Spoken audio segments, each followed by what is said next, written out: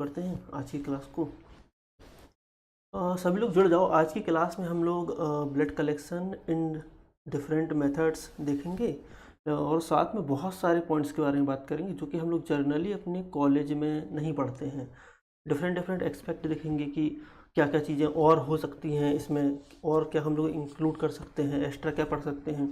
कुछ ऐसी चीज़ें देखेंगे कि जो चीज़ें हम जब काम करते हैं तब हम सीखते हैं वो चीज़ें। लेकिन यहाँ पे हम लोगों ने उन पॉइंट्स को भी मेंशन किया हुआ है कि कौन सी ऐसी चीज़ें हैं जो हमको एरर होती हैं कुछ, या सैंपल देख के कैसे पहचानेंगे कि सही सैंपल लिया है कि नहीं लिया है।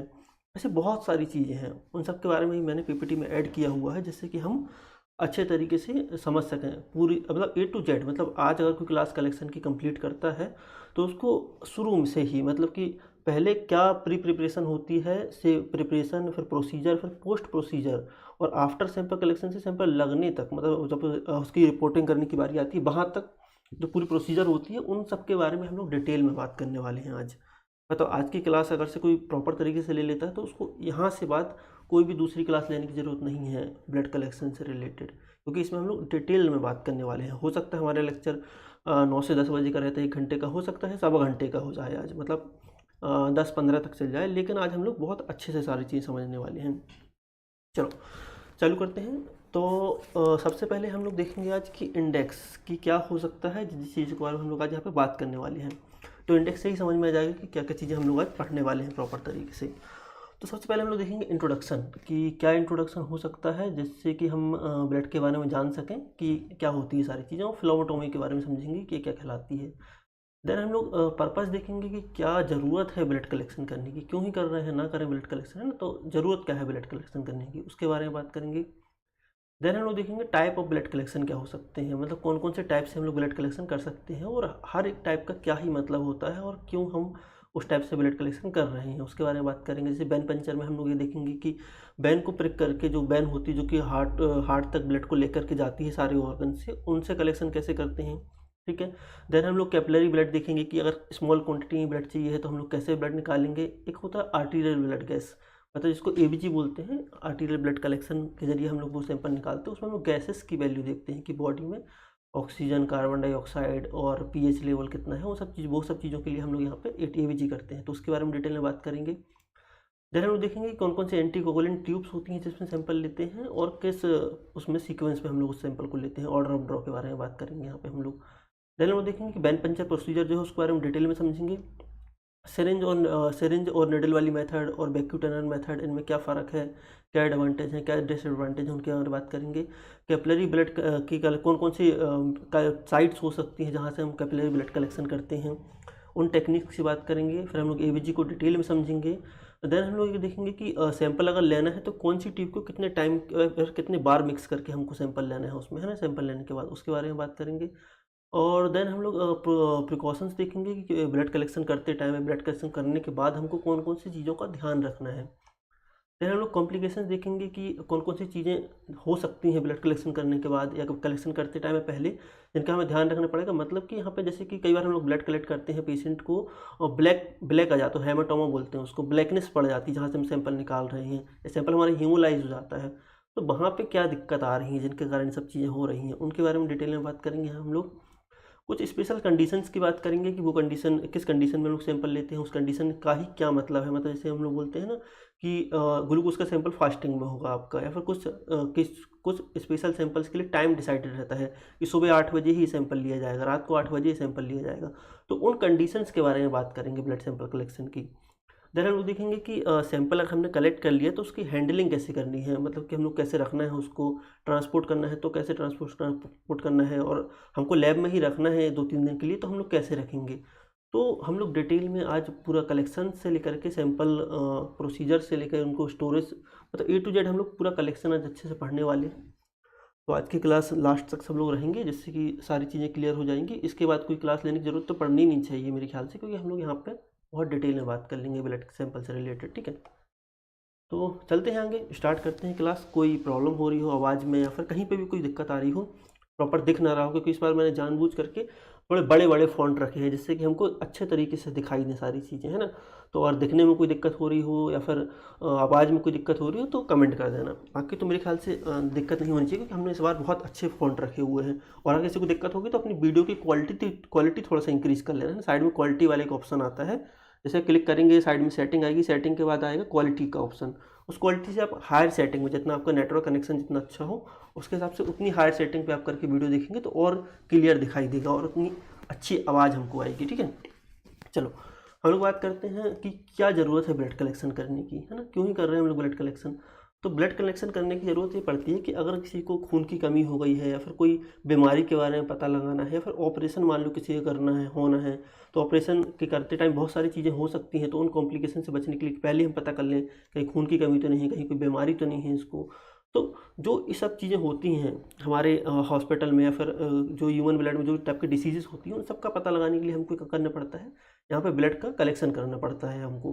तो ये तो ज़रूरत होगी कि क्यों कर रहे हैं हम लोग ब्लड कलेक्शन। देन हमारी बात आएगी कि फिलोमेटोमी में क्या होता है, मतलब कि हम लोग ब्लड कलेक्शन करना है तो हम लोग बेसिक क्या हमको चीज़ें जाननी ज़रूरी है। सबसे पहले तो ये है कि पेशेंट जो होता है उसको आइडेंटिफाई करना बहुत ज़्यादा ज़रूरी है। ऐसे नहीं कि भाई राम का ब्लड निकालना था, ये कुछ पर्ची हमारे पास आई थी और हमने श्याम का ब्लड निकाल लिया, तो फिर दिक्कत वाली बात है। जहाँ बहुत ज़्यादा वर्कलोड रहता है, बहुत सारे पेशेंट्स रहते हैं, पर्ची देख के सैंपल निकालिए, पेशेंट से नाम भी नहीं पूछे उसका, तो भाई वो गलत है ना।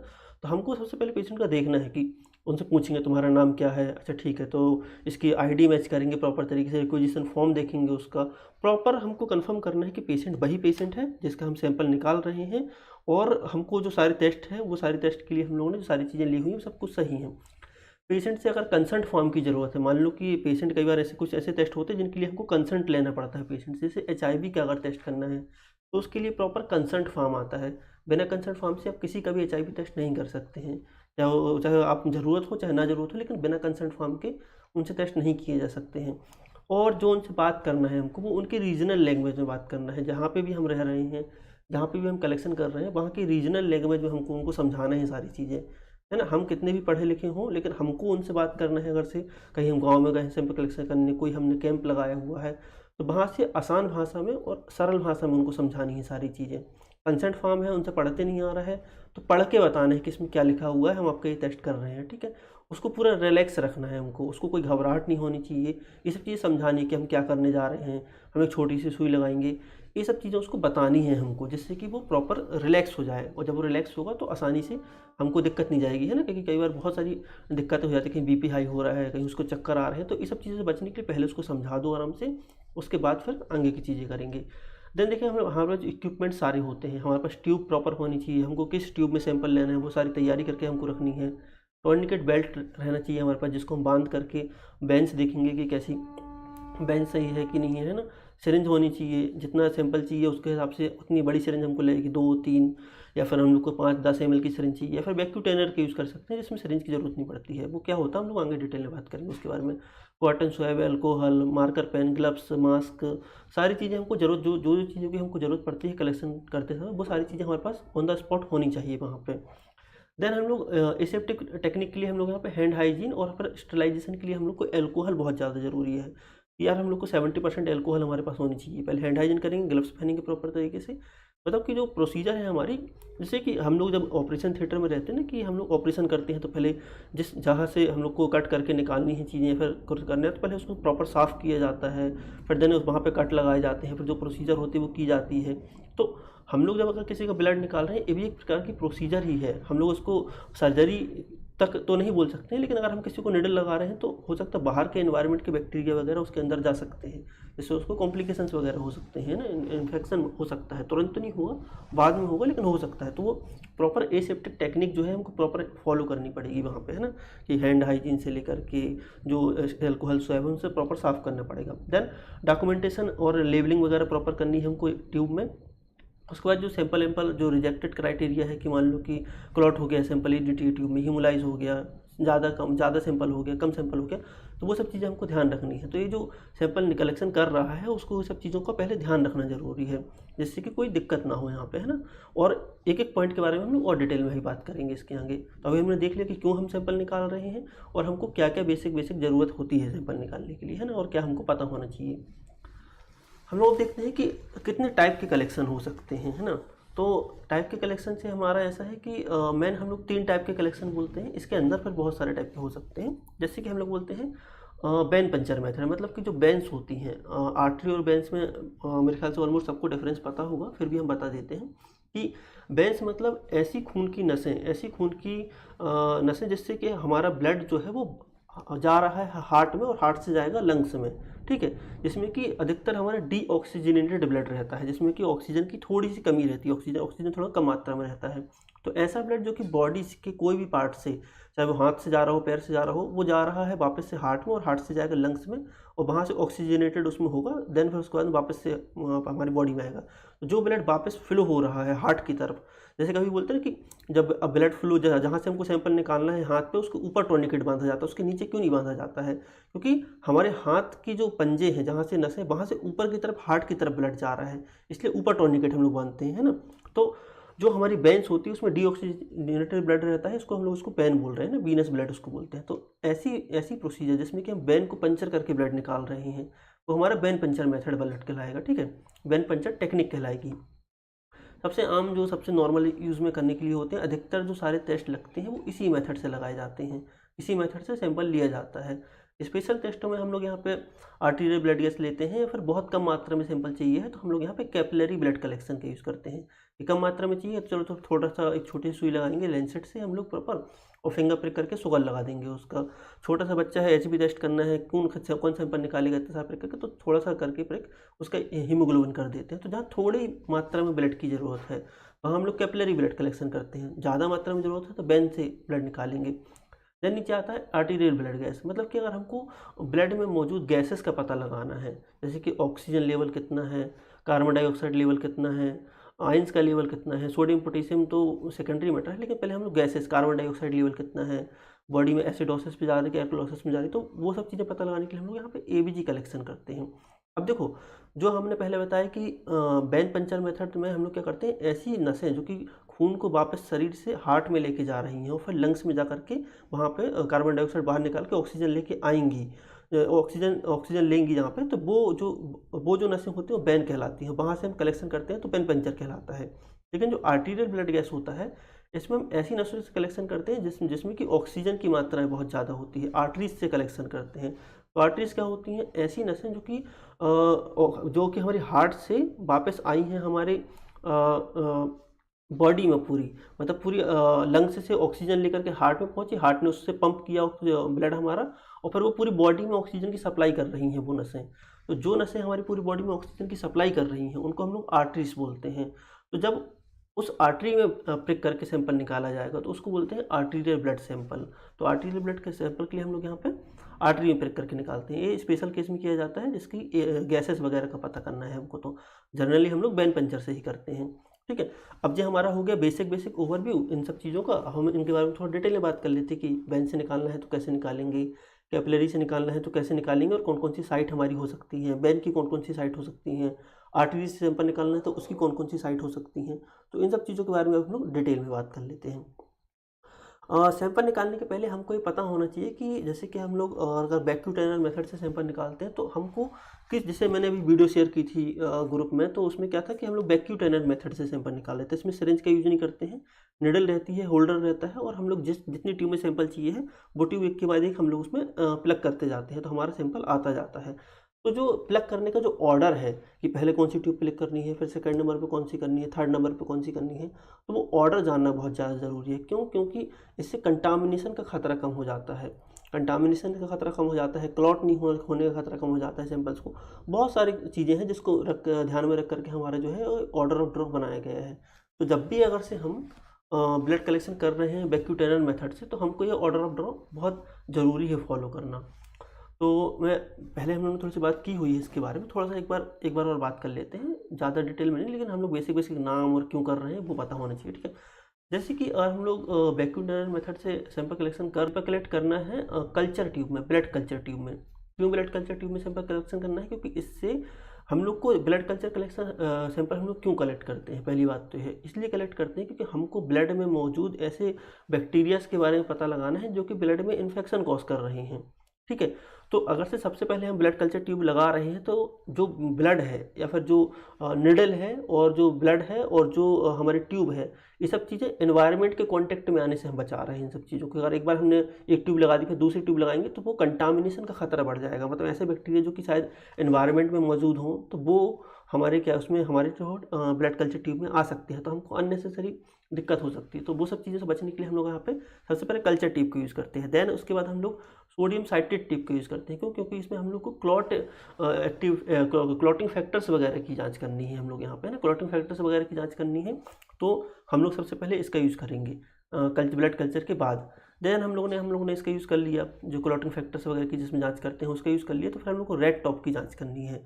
जैसे किसी के अगर से बॉडी में ड्रग्स का पता लगाना है या फिर किसी के बॉडी में बायोकेमिकल टेस्ट वगैरह करने हैं, तो उसके लिए हमको सबसे पहले यहाँ पे रेड टॉप लगाना है। उसके बाद है ना, देन उसके बाद हम लोग हेपेरिन का यूज़ करेंगे, जो ग्रीन टॉप की होती है, हेपेरिन एंटीकोगुलेंट वाली। उसके बाद हम लोग लेवेंडर या फिर पिंक कलर की जो हमारी ईडीटी एंटीकोगुलेंट होती है उसका यूज़ करेंगे। देन उसके बाद हम लोग यहाँ पे ESR वाली ट्यूब जो कि ब्लैक कलर की होती है, सोडियम साइट्रेट उसमें भी रहता है, उसका यूज़ करेंगे। इसमें हम मेंशन नहीं है, लेकिन लास्ट में सबसे पहले लास्ट में हम लोग ESR वाली ट्यूब का से सैंपल निकालते हैं, जो कि सोडियम साइट्रेट ब्लैक टॉप वाली होती है। तो ये ऑर्डर ऑफ ड्रॉप फॉलो करना बहुत ज़्यादा ज़रूरी है जब हम लोग मल्टीपल ट्यूब्स हमको लगा करके सैंपल निकालना है घर से। तो ठीक है, तो ये ऑर्डर ऑफ ड्रॉप की बात हो गई हमारी। थोड़ा सा क्या आगे चलते हैं, हम लोग एंटीकोगुलेंट्स के बारे में बात कर लेते हैं कि हमको ये पता भी तो होना चाहिए कि अभी तो हम सैंपल ले नहीं रहे हैं, तो सैंपल लेंगे तो हमको पता होना चाहिए कि किस टेस्ट के लिए कौन सी ट्यूब में सैंपल लेना है। ऐसा तो नहीं हमको चाहिए है सेल्स के बारे में स्टडी करनी है, CBC करना है और हमने क्लॉट एक्टिवेटर में सैंपल ले लिया, सैंपल तो क्लॉट हो जाएगा। तो हमको ये पता होना चाहिए कि कौन सी ट्यूब में सैंपल लेना है। ठीक है, तो एक एक करके थोड़ा थोड़ा सा बेसिक जान लेंगे, बहुत डिटेल में बात नहीं करेंगे इनके बारे में, क्योंकि सबको ऑलमोस्ट जो लैब में काम कर रहे हैं उनको पता रहता है। जिनको नहीं पता है तो उनके बारे में बता दे रहा हूँ, और ज़्यादा डिटेल में ज़रूरत पड़ेगी तो फिर और हम लोग इसको अच्छे से पढ़ लेंगे। बेसिक बात कर लेते हैं। देखो, एंटीकोगुलेंट्स ऐसे चीज़ें होती हैं जिसमें कि ऐसे केमिकल्स मिले हुए होते हैं जो कि ब्लड को क्लॉट होने से रोकें। ठीक है, तो हमको जो हमारी शुरू की जो 4 ट्यूब्स दिखाई दे रही हैं, इन सब में एंटीकोगुलेंट होता है। लास्ट वाले में एंटीकोगुलेंट नहीं होता है, क्यों नहीं होता उसके बारे में बात करते हैं। ठीक है, तो पहले जो हमको पर्पल कलर या फिर ब्लू कलर की जो टॉप में हमको दिखाई दे रही है यहाँ पे लेवेंडर पर्पल में, वो हमारी EDTA होती है, जो कि हम लोग यहाँ पे CBC, peripheral blood smear, platelet count, HB, इन सब चीज़ों के लिए हम लोग यहाँ पे इस ट्यूब का यूज़ करते हैं। क्यों? क्योंकि हम लोग यहाँ पे सेल्स की स्टडी करनी है, सेल्स की मार्फोलॉजी देखनी है, इन सब के लिए हम लोग यहाँ पे EDTA का यूज़ करते हैं। टेस्ट के नाम में साइड में लिखे हुए हैं, और भी टेस्ट होते हैं काफ़ी सारे, लेकिन जितने हम लोग यहाँ पॉसिबल हो पा रहा है उतने हम बात कर लेते हैं। जैसे HbA1c भी हमने यहाँ मेंशन नहीं किया, उसके लिए भी इसी ट्यूब का यूज़ करते हैं।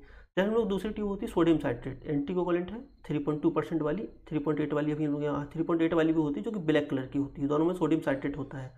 3.8 वाली जो हमारी होती है उसको हम लोग ESR टेस्ट के लिए यूज़ करते हैं। ठीक है, 3.2 वाली को हम लोग यहाँ पे क्लॉटिंग फैक्टर्स की जांच के लिए करते हैं, PTA, PTT, फैक्टर 8, फैक्टर 9, और भी जो क्लॉटिंग से रिलेटेड डिसीजेस हैं उनके लिए हम लोग यहाँ पे सोडियम साइट्रेट ट्यूब का यूज़ करते हैं, जिसमें सोडियम साइट्रेट एंटीकोगुलेंट होता है। देन हेपेरिन वाली की बात कर लें, हेपेरिन ट्यूब में हेपेरिन एंटीकोगुलेंट होता है, lithium heparin, sodium heparin, 2 type के हेपेरिन आते हैं हमारे पास।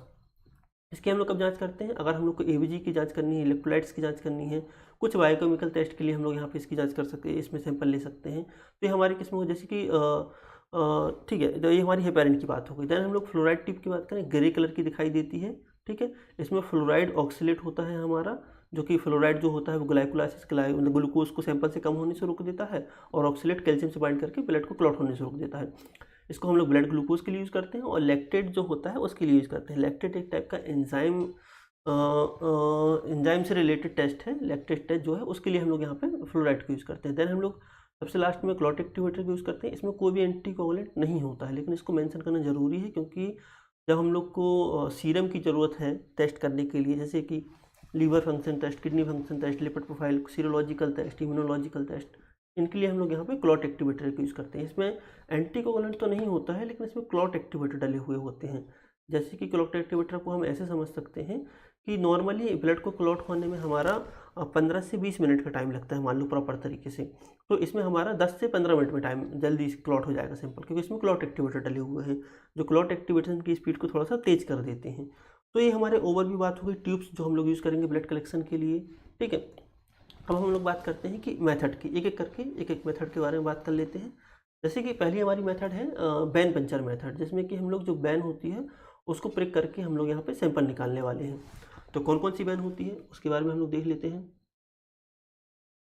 तो जो जनरली हम लोग बैन यूज़ करते हैं यहाँ पे, वो हम यूज़ करते हैं यहाँ पे जो हमारी ये होता है ना, सेफेलिक बैन, मीडियन बैन और बेसिक बैन, बेसिलिक बैन। तो जो ये बेसिलिक बैन जो होती है हमारी, इन बैन्स का हम लोग 3 बैन्स का यूज़ करते हैं।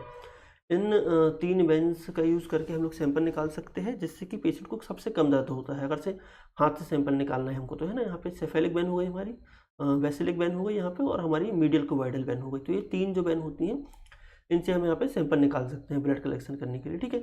और भी सारी चीज़ें यहाँ दिखाई दे रही हैं, लेकिन यहाँ से अवॉइड कर दें क्योंकि यहाँ पे पेन होने के चांसेस बहुत ज़्यादा रहते हैं ना। तो और ये ध्यान रखना है हमको कि जो यहाँ पे नर्व सप्लाई हमारी आई, जैसे मीडियल नर्व हमारी यहाँ पे आई है, तो जब भी हम कलेक्शन करें पेशेंट का, तो नर्व में निडल नहीं जानी चाहिए। इसके बहुत सारे उल्टे सीधे कॉम्प्लिकेशंस हो सकते हैं, उसके बारे में हम लोग आगे बात करेंगे, तो कॉम्प्लिकेशंस की बात करेंगे। अभी हम लोग देख लेते हैं जहाँ जो हमारा ब्लू कलर का जो एरिया दिखाई दे रहा है, जो बेंच दिखाई दे रही है, वहाँ से हम सैंपल निकाल सकते हैं पेशेंट का, ठीक है। चलो, तो हमने इसको देख लिया। और अगर से नीचे हाथ से सैंपल निकालना है हमको, तो वहाँ पे हम लोग इन बेंच का यूज़ कर सकते हैं। हमारी जो है ना मेटाकार्पल बेंच वगैरह जो हमारी होती हैं, उन बेंच का यूज़ करके हम लोग यहाँ पे सैंपल को निकाल सकते हैं, ठीक है। तो मेटाकार्पल बेंच से यहाँ पे हम लोग सैंपल निकाल लेंगे, अगर हथेली से सैंपल निकालना है, पंजे से, तो। और बाकी अगर से फोरआर्म से सैंपल निकालना है, तो हम लोग यहाँ पे क्यूबाइडल फोसा जो पूरा एरिया होता है, इस एरिया का यूज़ करके हम लोग यहाँ पे मीडियल क्यूबाइडल, बेसिल क्यूबाइडल, इन सब बेंच से हम लोग सैंपल निकाल सकते हैं। तो ये हमारा बेंच सिलेक्शन हो गया। कब यूज़ करते हैं इस टेक्निक को? जब हम लोग रूटीन टेस्ट करने रहते हैं, जैसे CBC, बायोकेमिस्ट्री, जैसे सीरोलॉजिकल टेस्ट करने हैं, तो तब हम लोग इसका यूज़ करते हैं। कॉमन साइट कौन सी मैंने बता दिया, मीडियल क्यूबाइडल, जो पूरा एरिया जो है हमारा क्यूबाइडल फोसा जो एरिया जिसको हम लोग बोलते हैं, उस एरिया में जो इतनी बेंच होती हैं हमारी, मीडियल और क्यूबाइडल से, मीडियल क्यूबाइडल, सेफेलिक बेंच, है ना, ये सब बेंच से हम लोग सैंपल निकाल सकते हैं। देन हम लोग निडल की बात करें, कौन सी निडल हम लोग यूज़ करेंगे यहाँ सैंपल निकालने के लिए? तो जो नॉर्मली जो हम लोग निडल यूज़ करते हैं, वो हमारी होती है 21 से 23 गेज की निडल, ठीक है। 21 से 23 गेज जो होती है वो हम लोग अडल्ट्स के लिए यूज़ करते हैं, और जो छोटे बच्चे होते हैं उनके लिए हम लोग यहाँ पे 25 गेज की निडल यूज़ कर सकते हैं। जैसे बटरफ्लाई एक सेट आता है निडल का, उससे हम लोग बेंच निकाल सकते हैं, क्योंकि उनकी बेंचेस होती है बहुत छोटी छोटी सी होती हैं, फ्रेजाइल होती हैं, तो उनके लिए हम लोग यहाँ पे 25 गेज का यूज़ करते हैं। गेज को हम लोग ऐसे समझ सकते हैं कि जितना कम गेज होता है उतनी मोटी निडल होती है। जैसे कि यहाँ पे 21 से 23 गेज है, तो थोड़ी सी इनकी जो है थोड़ी सी मोटी निडल होगी। जैसे ब्लड बैंक में जो ब्लड निकालने के लिए यूज़ करते हैं निडल, वो 16 गेज की होती है, 16 गेज की होती है, तो वो थोड़ी ज़्यादा मोटी होती है ना। और जो हम लोग ब्लड कलेक्शन के लिए करते हैं, वो 21 से 23 गेज करते हैं। छोटे बच्चों में इसलिए कम की कर रहे हैं क्योंकि उनकी बेन्स बहुत छोटी छोटी सी होती हैं ना। बड़ी लगा देंगे तो उतनी बड़ी तो उसकी बैन ही होगी, तो फिर कैसे सैंपल आएगा? तो बच्चों के लिए हम लोग 25 गेज का यूज़ करते हैं सैंपल निकालने के लिए, ठीक है। अब प्रोसीजर की बात कर लेते हैं। तो क्या करेंगे, सबसे पहले पेशेंट को कंफर्टेबल तरीके से बैठाएंगे, उसको बैठ जाए प्रॉपर तरीके से, है ना। देन उसके बाद हम लोग आइडेंटिफाई करेंगे कि कौन सी बेंच से सैंपल निकालना है, और आइडेंटिफाई करने के बाद हम लोग उस साइट को जहाँ से हम लोगों ने आइडेंटिफाई किया, उसके ऊपर 7 से 10 सेंटीमीटर ऊपर, मतलब यहाँ से सैंपल निकालना है तो हम लोग यहाँ के ऊपर टॉर्निकेट बेल्ट को बांधेंगे, ठीक है। वहाँ पर टॉर्निकेट बेल्ट बांधने के बाद हम लोग उसको, टॉर्निकेट बेल्ट को ध्यान रखना है कि हम लोग को 1 मिनट से ज़्यादा बांध के नहीं रखना है, क्योंकि उससे क्या होता है फिर दिक्कत हो सकती है पेशेंट को ना, ब्लड फ्लो वगैरह जो रुक जाएगा, उससे दिक्कत हो जाती है, ठीक है। तो हम लोग को उसको 1 मिनट से ज़्यादा बांध के नहीं रखना है, इसके अंदर ही हमको अपनी प्रोसीजर कर लेनी है। हम लोगों ने क्या किया, साइट से पहले पेशेंट्स को समझाया, साइट सेलेक्शन करी कहाँ से सैंपल निकालना है, टॉर्निकेट बेल्ट बांध दिया। अब हम लोग डिसइंफेक्ट करेंगे, 70% एल्कोहल स्वैप से हम लोग डिसइंफेक्ट करेंगे उस जगह को। डिसइंफेक्ट करने की भी एक प्रोसीजर होती है। मान लो कि जिसको हमको यहाँ से सैंपल निकालना है, तो यहाँ एक बार ऐसे चलाएंगे डिसइंफेक्टेंट को, फिर दोबारा उसके ऊपर नहीं चलाना है, ठीक है, क्योंकि हम वहाँ के बैक्टीरिया को मारना चाह रहे हैं ना। वहीं रब कर देंगे तो फिर दिक्कत ये हो जाएगी कि वहाँ के बैक्टीरिया आगे पीछे हो जाएंगे और फिर पेशेंट के बॉडी के अंदर भी जा सकते हैं। तो अगर हमको सर्कुलर वे में निकालना है, जैसे कि मैं थोड़ा जूम करके बता देता हूँ, इस टाइप से मान लो कि हमको यहाँ से सैंपल निकालना है, इस वाली बेंच, कौन सी बेंच से निकालना है, इस वाली बेंच से सैंपल निकालना है, ठीक है। तो अगर हमको एल्कोहल स्वैब अगर चलाना है तो हम लोग इस टाइप से चलाएंगे, यहाँ पे नहीं दिखा, ठीक है।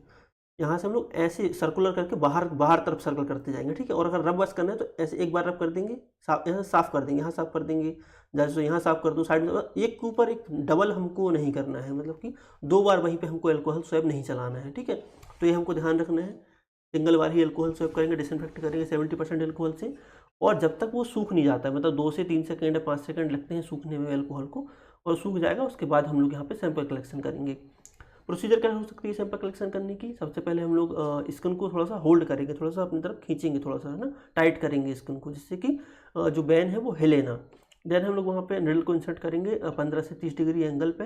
देखो जिन लोगों ने कलेक्शन किया हुआ है पर जिनसे कलेक्शन बनता है तो वो लोग भी यहाँ पे प्रॉपर तरीके से देख सकते हैं, सुन सकते हैं, क्योंकि हो सकता है कुछ नई चीज़ें हमको सीखने के लिए मिल जाए इस वाले पार्ट में। बाकी आगे तो मिलेंगी ही नई चीज़ें सीखने, लेकिन इस वाले पार्ट में बहुत सारी नई चीज़ें सीखने के लिए मिलेंगी जो हम लोग जनरली अपने काम करते टाइम मिस्टेक करते हैं ना, वो चीज़ें हमको यहाँ सीखने के लिए मिलेंगी।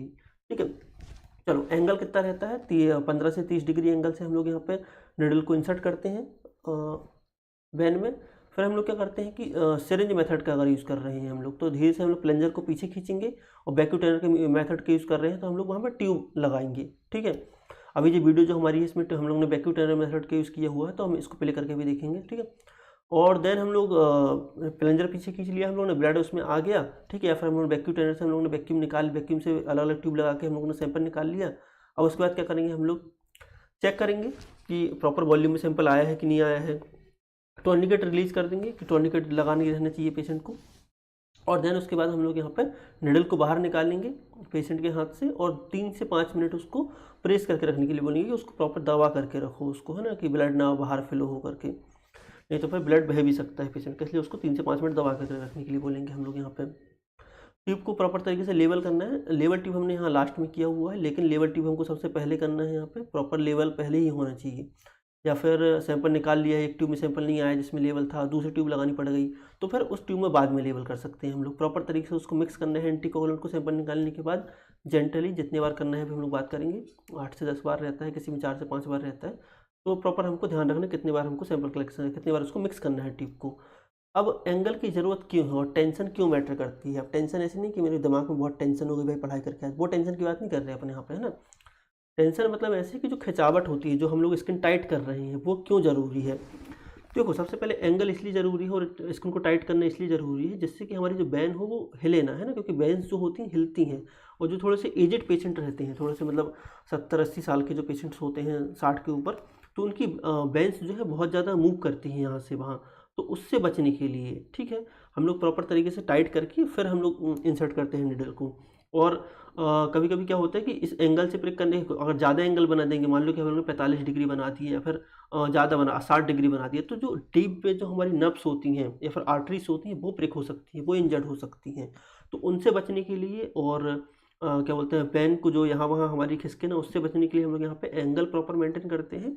और टेंशन में थोड़ा हाथ को खींच करके जहाँ जिस जगह से सैंपल निकालना है उसको खींच करके हम लोग सैंपल निकालते हैं। ठीक है, तो बेसिक मैंने बता दिया है, इसके बारे में एक थोड़ा सा एक वीडियो देख लेते हैं, कुछ गलती हो तो देख लेंगे। वीडियो चल क्यों नहीं रही है लेकिन ये वाली, चलो वीडियो यूट्यूब में देख लेना, बस यूट्यूब में नहीं मतलब उसमें देख लेना, ग्रुप पे देख लेना, वीडियो नहीं चल रही है, कोई बात नहीं। देन हम लोग देखते हैं सिरिंज और निडल मेथड के क्या फ़ायदे क्या नुकसान हैं, और हम लोग वैक्यूम ट्रेनर मेथड जो यूज़ करते हैं उसके क्या फ़ायदे क्या नुकसान हैं। ठीक है, तो सिरिंज मेथड जो है इसके जो यूज़ कब करते हैं, जब बैन बहुत जल्दी से कोलैप्स कर सकती है, मतलब कि बहुत पतली सी बैन है, हम लोग अगर वैक्यूम ट्रेनर लगाएंगे तो वैक्यूम ट्रेनर में प्रेशर इतना ज़्यादा होता है, वैक्यूम इतना ज़्यादा होता है कि वो ना चिपक जाएगी बैन, मतलब आपस में ही ऊपर नीचे की स्किन से वो चिपक जाएगी। ठीक है, तो बैन कोलैप्स कर ना जाए। ठीक है, छोटे बच्चे हैं अगर से, ठीक है, और हम लोग को प्रॉपर सक्शन चाहिए। कंट्रोल सक्शन का मतलब होता है कि जितना हमको वैक्यूम बनाना है उतना ही वैक्यूम हम अपने अपने हाथ से पे रहता है ना, जब हम लोग सिरिंज से अपन निकालते हैं कि कितना वैक्यूम हमको बनाना है, तो उन सब चीज़ों के लिए हम लोग यहाँ पे यूज़ करते हैं हम लोग सिरिंज का। एडवांटेज क्या है, कंट्रोल नेगेटिव प्रेशर मेंटेन कर सकते हैं। नेगेटिव प्रेशर मतलब कंट्रोल, हम लोग जितनी वैक्यूम हमको सिरिंज के अंदर बनानी है उतनी बना सकते हैं। ठीक है, हीमोलाइसिस होना का खतरा थोड़ा सा कम रहता है इसमें, अगर प्रॉपर तरीके से निकालें अगर से, तो अगर अच्छे से नहीं निकालेंगे तो हीमोलाइज होने का खतरा बहुत ज़्यादा रहता है सिरिंज वाली मेथड में। प्रॉपर तरीके से निकालेंगे तो खतरा कम हो जाता है हमारा। ठीक है, और अगर से क्या है कि हमको अगर से पेशेंट का जब सैंपल हम लोग निकाल रहे हैं तो वही है कि अगर से अच्छी नस नहीं भी दिख रही है, बहुत पतली सी वेन भी अगर से है, नस बहुत पतली सी है, तो वो नस से हम लोग सैंपल सिरिंज से निकाल सकते हैं, लेकिन हम लोग वैक्यूम ट्रेनर से नहीं निकाल सकते हैं। तो ये हमारे कुछ एडवांटेज हैं। देन हम लोग डिसएडवांटेज की बात कर लेते हैं। तो डिसएडवांटेज सबसे बड़ा ये है कि सैंपल हीमोलाइज हो सकता है अगर प्रॉपर तरीके से ना निकाला जाए। कंटामिनेशन का रिस्क रहता है, क्योंकि जब सैंपल रिमूव करते टाइम कई बार किसी को निडल अगर ब्रेक हो गई, मतलब किसी ने सैंपल निकाला उस पेशेंट का, उस पेशेंट को कौन सी बीमारी है, कौन सी डिसीज़ है, हमको तो ना पता है ना। तो सैंपल हम लोग निकाला और निडल निकालते टाइम या फिर ट्रांसफ़र करते टाइम सैंपल हमारे हाथ पे कट है, किसी ने ग्लव्स नहीं पहने, या फिर वो निडल धोखे से ब्रेक हो गई हमारे हाथ पे ही निकालते टाइम निडल, तो फिर दिक्कत ये रहती है कि जो पेशेंट को बीमारियाँ हैं जैसे HIV, हेपेटाइटिस, ये होने का खतरा बढ़ जाता है हमको। तो इनसे बचने के लिए हम लोग यहाँ पे वैक्यूम ट्रेनर का यूज़ कर सकते हैं, लेकिन यहाँ पे हम लोग सिरिंज यूज़ कर रहे हैं तो इनका खतरा हमारा बढ़ा हुआ रहता है ना। देन क्या होता है कि मल्टीपल पंचर करने पड़ सकते हैं अगर हमको ज़्यादा सैंपल चाहिए है। तो मान लो कि हमको 10 ml सैंपल चाहिए है, ट्यूब तो सिरिंज तो 5 ही ml की है, 15 ml सैंपल चाहिए है, मैक्सिमम 10 ml की सिरिंज ले लेंगे। तो अगर ज़्यादा सैंपल हमको चाहिए हैं तो फिर हमको यहाँ पर 2-3 प्रेक करने पड़ सकते हैं, तो ये डिसएडवांटेज है। दूसरा है कि ओपन सिस्टम है ना, अगर कभी भी बात हो ओपन सिस्टम और क्लोज सिस्टम की, तो जो निडल और सिरिंज वाला सिस्टम जो होता है वो ओपन सिस्टम कहलाता है, और जो वैक्यूम ट्रेनर जो मेथड होती है वो क्लोज सिस्टम कहलाता है। और ओपन सिस्टम में क्या होता है कि बहुत ज़्यादा एक्सपोजर का खतरा बढ़ जाता है चीज़ों का, ब्लड से ब्लड गिर सकता है नीचे, ठीक है, पलटाते टाइम, या फिर हमको निडल प्रेक हो सकती है। तो ये बहुत सारी चीज़ें हो सकती हैं हमारे साथ, दिक्कत है ना। इसलिए ओपन सिस्टम जो है उसको थोड़ा सा अवॉइड ही करना चाहिए। अगर से हम अच्छे तरीके से काम कर रहे हैं तो हमको वैक्यूम ट्रेनर यूज़ करनी चाहिए, लेकिन बैन पतली है अगर से या फिर कोई दिक्कत है तो वो उस टाइम पे हम लोग फिर यहाँ पे निडल और सिरिंज का यूज़ कर सकते हैं। अब वैक्यूम ट्रेनर के क्या फ़ायदे क्या नुकसान है उसके बारे में बात कर लेते हैं। तो प्रिंसिपल क्या है, सबसे पहले हम लोग समझ लेते हैं कि एक्चुअली वैक्यूम ट्रेनर से सैंपल आ कैसे रहा है ना, हमें उसमें सिरिंज तो लगा नहीं रहे हैं। एक बार इसके बारे में बात कर लेते हैं। देखो हमने बनाया हुआ डायग्राम है। अब यहाँ पे देखो जो हमारी निडल रहती है, तो यहाँ पे निडल है, ठीक है, यहाँ पे रबड़ की सील लगी हुई है, लेकिन ये निडल रहती है दोनों तरफ होती है, यहाँ भी निडल रहती है और रबड़ जो है इसके अंदर भी निडल है हमारी। तो डबल एंडेड निडल होती है इसमें। जो हमारी ट्यूब होती है इसमें रहती है वैक्यूम, जैसे कि जब हम लोग सिरिंज को पीछे खींचते हैं तो सिरिंज के अंदर बनती है वैक्यूम, और उस वैक्यूम के कारण उसके अंदर ब्लड आ जाता है। नहीं तो अगर हम सिरिंज लगा दें अपने आप ब्लड तो आएगा नहीं उसके अंदर, हमको नेगेटिव प्रेशर के मतलब उसे बनाना पड़ेगा, मतलब उसमें वैक्यूम बनानी पड़ेगी, और जब वैक्यूम बनेगी तो ब्लड आने लगेगा। तो अब देखो यहाँ पे क्या है कि निडल यहाँ पे लगी है, एक निडल यहाँ पे लगी हुई है, ठीक है, और ट्यूब में जो है वैक्यूम रहती है, उसमें हवा नहीं रहती, उसमें ना हवा जाने की या फिर ब्लड जाने की जगह रहती है, वैक्यूम रहती है। जो हम लोग सिरिंज में वैक्यूम बना रहे हैं वो ऑलरेडी इसमें वैक्यूम बनी हुई रहती है, और वैक्यूम उतनी ही बनी रहती है जितना हमको उस ट्यूब में सैंपल चाहिए है। जैसे कि हमको PTINR के लिए 1.8 ml सैंपल चाहिए है, तो उस ट्यूब के अंदर 1.8 ml की ही वैक्यूम होगी, मतलब उसमें ना उससे कम सैंपल जाएगा ना उससे ज़्यादा सैंपल जाएगा। हम उस ट्यूब को इसमें लगाएंगे और उतना ही सैंपल जाएगा उसमें। तो एक फ़ायदा भी है कि हमको जितना सैंपल चाहिए उतना सैंपल आता है इसमें। अब देखो क्या होता है कि यहाँ भी निडल हो गई, यहाँ भी निडल हो गई। जब ये जो ट्यूब रहती है इसमें जो यहाँ पर रबड़ की ट्यूब ऊपर लगी हुई होती है, जैसे हम इसको प्रेस करते हैं यहाँ से, तो जो निडल होती है वो रबड़ को क्रॉस करते हुए इसके अंदर आ जाती है ट्यूब के। तो जो है ब्लड जो हमारे है यहाँ वेन से सीधे ट्यूब के अंदर ब्लड आने लगता है हमारा, और जितनी वैक्यूम इसके अंदर भरी हुई है उतना ब्लड आ जाएगा। उसके बाद अपने आप रुक जाएगा ब्लड आना, तो ब्लड आना रुक जाएगा, फिर हम लोग ट्यूब को निकालेंगे, फिर दूसरी ट्यूब लगा देंगे जिस और ट्यूब में सैंपल हमको चाहिए। जब वीडियो देखोगे अभी जो मैंने ग्रुप पे डाली हुई है तो उससे प्रॉपर तरीके से समझ में आ जाएगा कि हम लोग कैसे इसमें कलेक्शन करने की, क्या इसमें प्रोसीजर यूज़ हो रही है ना यहाँ पे। चलो अगर इसके एडवांटेज डिसएडवांटेज की बात कर लेते हैं। तो प्रिंसिपल तो समझ में आ गया कि डबल एंडेड निडल यूज़ होती है, जो ट्यूब्स होती हैं वो वैक्यूम्स वाली ट्यूब यूज़ होती हैं, ठीक है, क्लोज सिस्टम है, बाहर कुछ भी हमको ब्लड स्पॉइल होने के लिए देखने के लिए नहीं मिलता है। एडवांटेज ये है कि एक पंचर में हम लोग मल्टीपल ट्यूब्स में सैंपल ले सकते हैं ना, एक बार प्रिक करेंगे और बहुत सारी ट्यूब हम लोग भर सकते हैं यहाँ पे। कंटामिनेशन कम कर देता है, रिड्यूस हो जाता है खतरा, क्योंकि ये क्लोज सिस्टम है इसलिए रिड्यूस कर देता है खतरा। हीमोलाइज होने का खतरा कम हो जाता है, ठीक है। जर्नली इसलिए लिखा गया है यहाँ पे कि haemolyse lower हीमोलाइजेज risk generally. Generally का मतलब होता है कि हर केस में ऐसा नहीं होगा है ना कि हीमोलाइज ना हो, हीमोलाइज भी हो सकता है, जर्नली कम हो जाता है हीमोलाइज होने का खतरा। डिसएडवांटेज क्या है यहाँ पे कि पतली सी अगर निडल किसी की बैन है अगर से, तो उस बैन में इसको प्रॉपर तरीके से लगेगा तो बैन वो है हमारी कोलेप्स कर जाएगी, कोलेप्स कर जाएगी मतलब चिपक जाएगी, तो फिर वहाँ से ब्लड नहीं आएगा हमारा, ठीक है। तो ये दिक्कत वाली बात है भाई, इससे अच्छे तो फिर सिरिंज यूज़ कर लें हम लोग, ठीक है। अगर से पतली बैन की बात करें अगर से, तो निडल जो है displacement can cause fail drop, मतलब कि अगर निडल प्रॉपर तरीके से नहीं लगी है ना, जब हम लोग प्रिक कर रहे हैं पेशेंट को या फिर हम लोग ट्यूब लगा रहे हैं, तो निडल प्रॉपर तरीके से अगर नहीं लगी तो फिर क्या होगा कि फिर हम लोग सैंपल नहीं ले पाएंगे उसका। प्रॉपर निडल फिक्स होना जरूरी है और पेशेंट के अंदर प्रॉपर बैन के अंदर निडल जाना जरूरी है, तभी सैंपल इसमें आएगा, ठीक है। और दूसरे क्या है कि थोड़ा सा महंगी पड़ती है, इसलिए थोड़ा सा ये भी एक डिसएडवांटेज है कि जनरली सिरिंज और निडल की कंपेरेटिवली थोड़ी सी महंगी होती है हमको, ठीक है। अब इसलिए बेस्ट प्रैक्टिस ये हो सकती है कि सही होल्डर सही निडल का साइज चुनना जरूरी है हमको, और जो भी मेथड यूज़ करें हम लोग, लेकिन उस मेथड के यूज़ करने के बाद हमको प्रॉपर उसके एडवांटेज और डिसएडवांटेज पता होने चाहिए। और टॉर्निकेट जो है, सबसे पहली बात है कि टॉर्निकेट हमको बहुत ज़्यादा देर तक बांध के नहीं रखना है, 1 मिनट से ज़्यादा, तो ये कुछ चीज़ें हमको पता होनी चाहिए कि क्या डिसएडवांटेज किसके हैं, किसके एडवांटेज हैं, दोनों मेथड के सबसे अलग अलग फ़ायदे, अलग अलग नुकसान हैं, वो हमको पता होना चाहिए।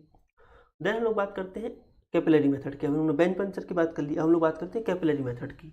तो कैपिलरी मेथड की ज़रूरत हमको कब पड़ती है, जब वेरी स्मॉल अमाउंट में सैंपल चाहिए, हमको कम मात्रा में सैंपल चाहिए है। जैसे कि किसी की ग्लूकोज टेस्ट करनी, तो क्यों हम सिरिंज या फिर वैक्यूम वगैरह लगा करके उसका सैंपल निकालें, थोड़ा सा खून निकालने ग्लूकोमीटर से टेस्ट कर सकते हैं। छोटे बच्चे हैं, उनका ब्लड ग्रुप करना है, HB करना है हमको, है ना, तो उनके लिए हम लोग क्यों ही इतने बड़े निडल ये सब तामझाम करेंगे कि भाई क्या ही मतलब है उनको इतना परेशान करने का। उसके लिए हम लोग थोड़ा सा प्रिक करके हम लोग सैंपल निकाल सकते हैं।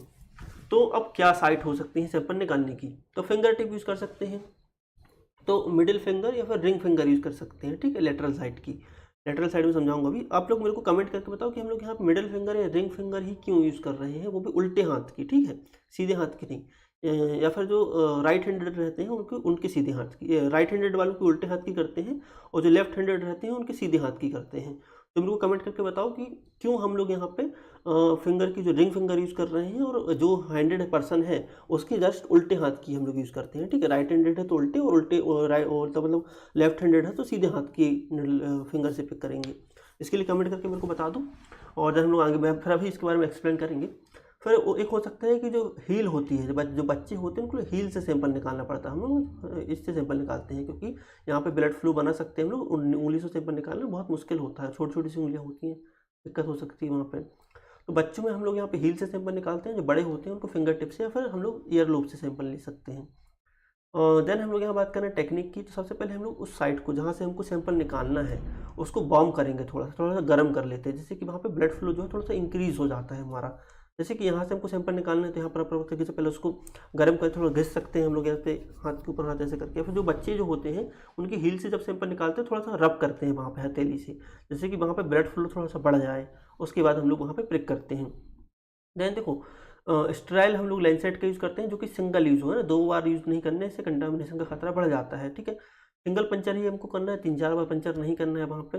पहली ड्रॉप को हमको वाइप करना है, मतलब हमको उसको टिश्यू पेपर या किसी भी चीज़ से उसको निकाल देना है। क्यों? क्योंकि वहाँ पे जो जिस एरिया में हमने प्रिक किया हुआ है उस एरिया के आसपास जो टिश्यू होते हैं उनका फ्लूइड आ जाता है कई बार, है ना, तो हमको जो एक्चुअल रीडिंग चीज़ों की चाहिए वो एक्चुअल रीडिंग आ नहीं पाती, इसलिए हम लोग यहाँ पे पहली ड्रॉप को हम लोग वाइप कर देते हैं टिश्यू पेपर से। उसके बाद फिर हम लोग सैंपल कलेक्शन करते हैं, ठीक है। ज़्यादा हमको स्क्वीज़ नहीं करना है, मतलब ऐसे कई लोग होता है कि अब सैंपल ही नहीं आ रहा, फिर ज़बरदस्ती इसको स्क्वीज़ कर करके सैंपल निकाल रही हैं ना, दबा दबा के सैंपल निकाल रहे हैं वहाँ से, तो वो हमको बचना है। क्यों? क्योंकि अगर वैसा करने से क्या सैंपल हीमोलाइज हो सकता है हमारा, और हीमोलाइज के साथ साथ दूसरी फैक्टर ये है कि टिश्यू फ्लूइड आ सकता है, मतलब कि स्क्वीज़ हम करेंगे बार बार तो जो आसपास की जो टिश्यू है जहाँ हमने प्रिक किया हुआ है वहाँ का फ्लूइड भी उसमें डाइल्यूट होकर आ जाएगा, तो फिर सैंपल तो भाई डाइल्यूट हो गया, तो एक्चुअल रीडिंग थोड़ी ना मिलेगी हमको उसकी। अब जो छोटे बच्चे होते हैं उनके हील प्रिक इसलिए करते हैं हम लोग यहाँ पे, और क्योंकि वहाँ पे ब्लड फ्लो प्रॉपर तरीके से बनाना आसान होता है, और उनको वहाँ पे अच्छी तरीके से जो हमारी हैंडलिंग थोड़ी सही से आती है, छोटी छोटी सी उंगलियों में नहीं कर सकते हैं प्रिक, है ना। मैक्सिमम प्रिक की डेप्थ हमको याद रखनी है कि 2 mm से ज़्यादा डेप्थ नहीं होनी चाहिए, ठीक है, प्रिक करते टाइम। और उनका बोन वगैरह कोई इंजरी नहीं होनी, छोटे बच्चों में बोन इंजरी होने का खतरा रहता है ना, तो वो नहीं होना चाहिए हमको यहाँ पे। और किसी ने कमेंट नहीं किया है कि हम लोग यहाँ पे क्यों रिंग फिंगर यूज़ कर रहे हैं, है ना, तो तुम लोग कैसे करते हो, तो इतने सारे लोग कमेंट तो करो कम से कम, थोड़ा सा बताओ तो क्यों हम लोग रिंग फिंगर यूज़ कर रहे हैं, जिसने पढ़ा हुआ है। हम फिर उसको करेक्ट भी कर सकते हैं, कोई दिक्कत नहीं है। थोड़ा सा बताओ, थोड़ा सा अपने अपने थॉट शेयर करो कि क्यों, क्या ही ज़रूरत है हम लोग को रिंग फिंगर, कोई भी फिंगर से यूज़ कर लो, अंगूठे से सैंपल निकाल लो, क्यों रिंग फिंगर यूज़ कर रहे हैं ना। तो अपने अपने थॉट्स कमेंट करो, कोई दिक्कत नहीं है, मैं सही सही बताऊंगा, नाम नहीं लूँगा यहाँ पे किसी का, लेकिन हाँ मैं सही तरीके से करेक्ट करके बताएंगे, फिर उसको अपन लोग आगे चलते हैं। अब हम लोग यहाँ बात करते हैं आर्टीरियल ब्लड कलेक्शन की, मतलब कि हम लोग अगर से हम लोग को आर्टरी से सैंपल निकालने की ज़रूरत पड़ रही है। कब ज़रूरत पड़ती है हमको आर्टरी से सैंपल निकालने की? जब उसको रेस्पिरेटरी डिसऑर्डर है, अगर से सांस लेने में कोई दिक्कत जा रही है, लंग्स डैमेज होने का खतरा हमको लग रहा है, ठीक है, तो उस कंडीशन में हम लोग उसको ABG टेस्ट करते हैं, जिसमें हम लोग PO2 लेवल, है ना, PCO2 level, pH level, SCO3 level, तो ये सब चीज़ें हम लोग यहाँ पे देखते हैं कि इनका लेवल कितना है, कम है कि ज़्यादा है करके, है ना। उसको ऑक्सीजन की हम लोग ऑक्सीजन लगाया, मान लो उसके PO2 लेवल बहुत कम है, मान लो कि उसका 70 आ रहा है, 60 आ रहा है, तो भाई उसमें प्रॉपर ऑक्सीजन की हम लोग उसको प्रॉपर तरीके से उसको ऑक्सीजन सप्लाई देंगे, ऑक्सीजन थेरेपी में उसको डालेंगे, तो फिर वो ऑक्सीजन देने के बाद उसका ब्लड लेवल कितना हो रहा है। जो ऑक्सीमीटर जो हमारे उंगली में लगाने वाला आता है वो तो ठीक है, लेकिन वो उससे उतना ज़्यादा एक्यूरेट नहीं मान सकते, उसको मान सकते हैं थोड़ा बेसिक इन अंडरस्टैंडिंग के लिए, लेकिन जो ये एबीजी होता है इसमें सिर्फ उसकी जांच के अलावा भी और भी चीज़ें, जैसे कार्बन डाइऑक्साइड लेवल तो बताता नहीं है वो कि कितना है ना, बाइकार्बोनेट लेवल नहीं बताता है वो हमारा, ब्लड का पीएच भी नहीं बताएगा वो हमारा, ग्लूकोमीटर जो है मतलब जो ऑक्सीमीटर जो हमारा है वो हमारा पीओटी लेवल बता सकता है एक हद तक, बहुत ज़्यादा भी करेक्ट नहीं बताएगा वो भी, लेकिन वो बता सकता है। लेकिन एक्चुअल रीडिंग हमको अगर पेशेंट आईसीयू में ही एडमिट है घर से, ऐसे तो नहीं घूमते फिरते में आया मेरा टेस्ट कर दो पीओटी लेवल कितना है, भाई आईसीयू में ही पेशेंट अगर प्रॉपर एडमिट है और उसका टेस्ट करना है तो हमको यहाँ पे एबीजी टेस्ट करना पड़ता है। क्या साइट हो सकती है, सबसे कॉमनली हम लोग रेडियल आर्टरी का यूज़ करते हैं सैंपल निकालने के लिए। रेडियल आर्टरी कहाँ होती है, हमारा जो हाथ होता है, जो हमारी अंगूठे की साइट होती है, जहाँ पे हमारा अंगूठा होता है, उसके उसके ऊपर की तरफ थोड़ा सा आगे जाएंगे हम लोग यहाँ पे इस वाली एरिया में, तो यहाँ पे हमारी एक आर्टरी होती है। अगर आप लोग अभी सुन रहे हो तो अपनी वहाँ पे जहाँ पे मैंने ये रखा हुआ वहाँ पे 2 उंगलियों से प्रेक करके 2 उंगलियों से ऐसे आप 2 उंगलियाँ रखोगे तो एक आर्टरी जो है वो कूदती हुई दिखाई देगी, मतलब हमको चलती हुई दिखाई देगी, धड़कती हुई दिखाई देगी हमको। तो जो आर्टरी जो धड़क रही है हमारी, ठीक है, सब लोग अभी ट्राई भी कर सकते हैं, जहाँ मैंने वो पॉइंट रखा हुआ है रेड कलर का, वहाँ उस पॉइंट पे अगर अपने हाथ पे आप अंगूठे की तरफ ऊपर की तरफ वहाँ रखोगे, हाँ उंगली को 2 ठो, तो आपको एक आर्टरी जो है वो उचकती हुई दिखाई देगी, कूदती हुई दिखाई देगी, मतलब वो धड़क रही है, वहाँ ब्लड फ्लो हो रहा है। और ब्लड फ्लो कहाँ हो रहा है, हमारे के यहाँ पे हमारे हाथ में ब्लड फ्लो हमारे हो रहा है ना, वहाँ से जो ब्लड आ रहा है, कंटिन्यू हाथ में ब्लड आता रहता है और कंटिन्यू ब्लड वहाँ से जाता रहता है, वेंस के थ्रू, आर्टरी के थ्रू जाता है हाथ में और वेंस के थ्रू वापस से हाथ से निकल के जाता है। तो ये जो ब्लड फ्लो आ रहा है, तो जो जो आर्टरी हमारी होती है रेडियल आर्टरी, इसको हम लोग रेडियल आर्टरी बोलते हैं ना, तो यहाँ से हम लोग मोस्ट कॉमनली यूज़ करते हैं जब किसी की बीपी बहुत ज़्यादा कम है, ब्लड प्रेशर बहुत ज़्यादा कम है और इमरजेंसी की कंडीशन है, तो फिर हम लोग फीमोरल सैंपल लेते हैं, फीमोरल आर्टरी से सैंपल लेते हैं। फीमोरल सब लोग को फीमोरल बोन के बारे में पता होगा, जो हमारी फीमर की जो बोन होती है ना, तो उस फीमोरल बोन के पास जहाँ पे एंड होती है वहाँ पास हमारा क्या होता है, इसमें मैं डायग्राम नहीं लगा पाया हूँ, वहाँ पे फीमोरल आर्टरी एक होती है, उस फीमोरल आर्टरी से हम लोग यहाँ पे सैंपल कलेक्ट करते हैं एबीजी के लिए, तो वो इनके इमरजेंसी के लिए है, ठीक है।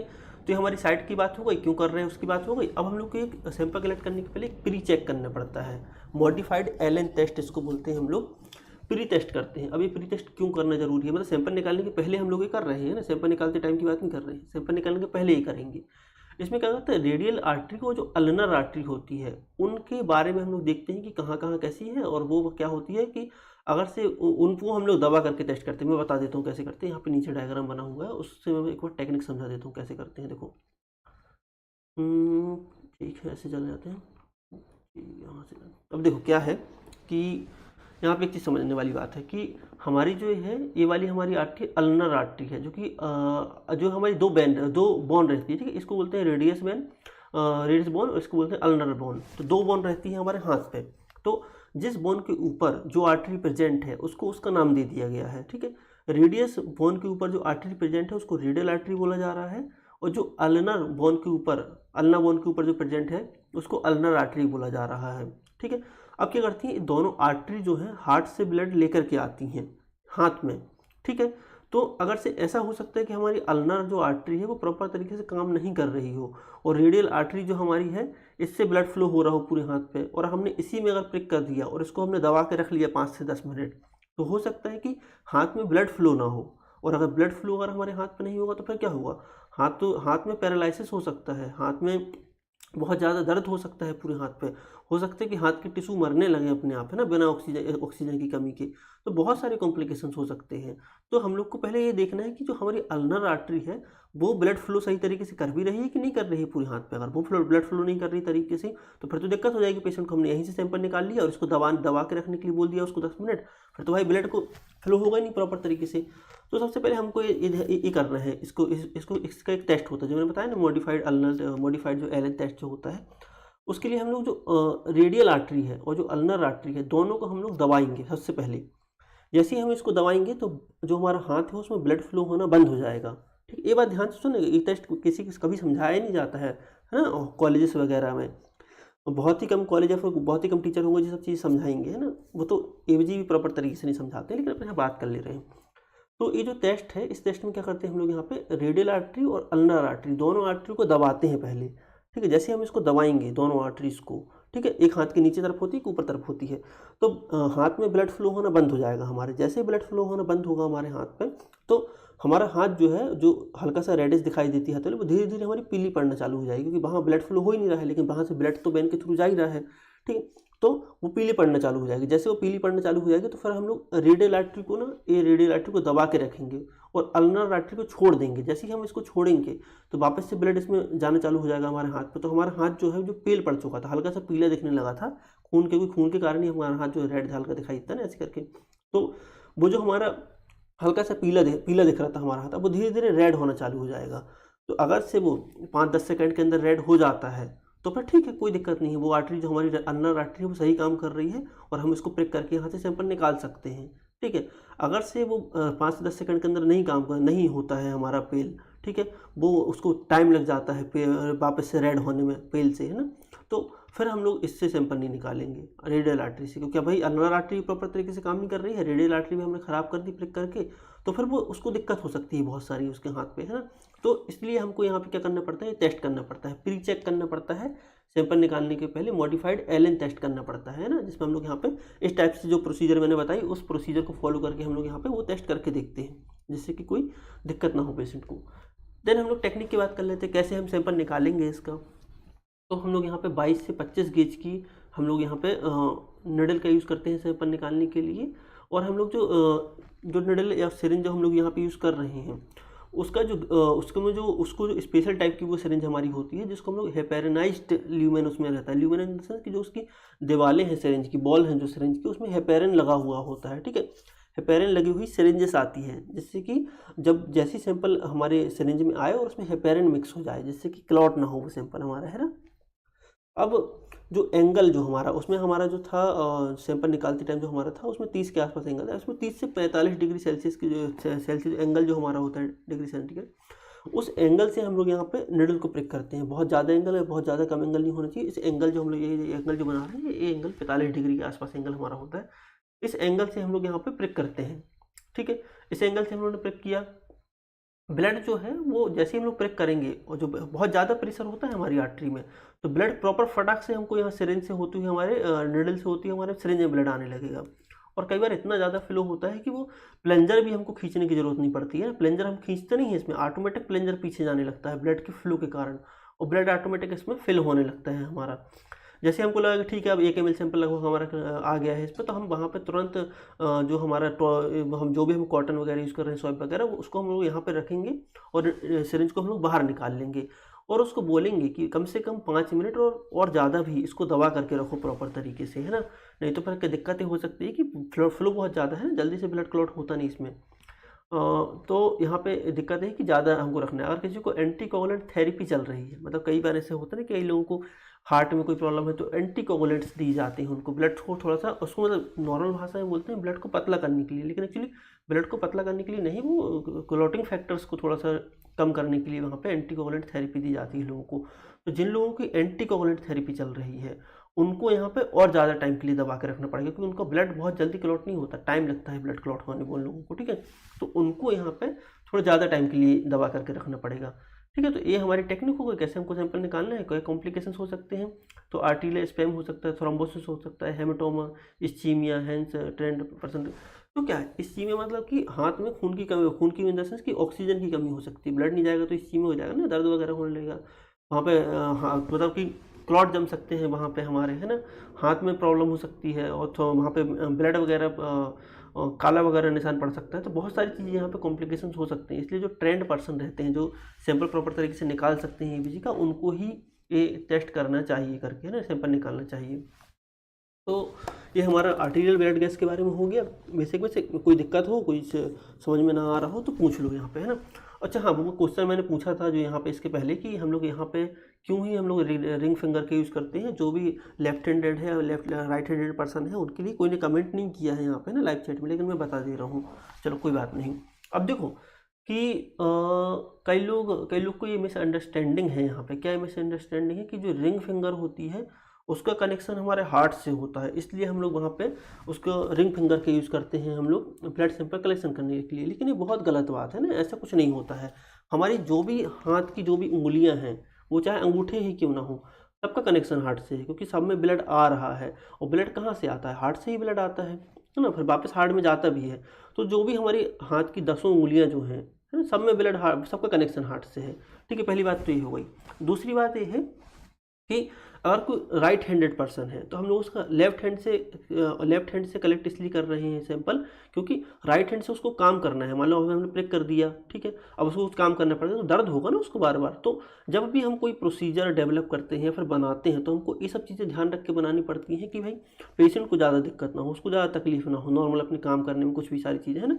तो अगर कोई राइट हैंडेड पर्सन है तो लेफ्ट हैंड से निकालेंगे, और लेफ्ट हैंडेड पर्सन है तो राइट हैंड से निकालेंगे। अब रिंग फिंगर ही क्यों यूज़ कर रहे हैं, क्योंकि जो हम लोग ज़्यादातर काम करते हैं वो अपने अंगूठे से करते हैं, और या फिर जो फर्स्ट उंगली होती है फिर सेकंड उंगली होती है उससे करते हैं। तो जो हमारी रिंग फिंगर है वो कम यूज़ होती है काम करते टाइम, है ना। तो अगर बार बार वो फिंगर यूज़ होगी तो फिर वहाँ भी पेन हमारा होगा। तो ये सब चीज़ें ध्यान रख करके हम लोग डिसाइड करते हैं कि कौन सी फिंगर से और कौन से हाथ से सैंपल निकालना है। ठीक है, तो ये बात इस टाइप, ये हमारा जो है एक्चुअल मतलब है उसका कि हम लोग वहाँ से ही क्यों सैंपल निकाल रहे हैं रिंग फिंगर से, है ना, और दूसरे हाथ की रिंग फिंगर से।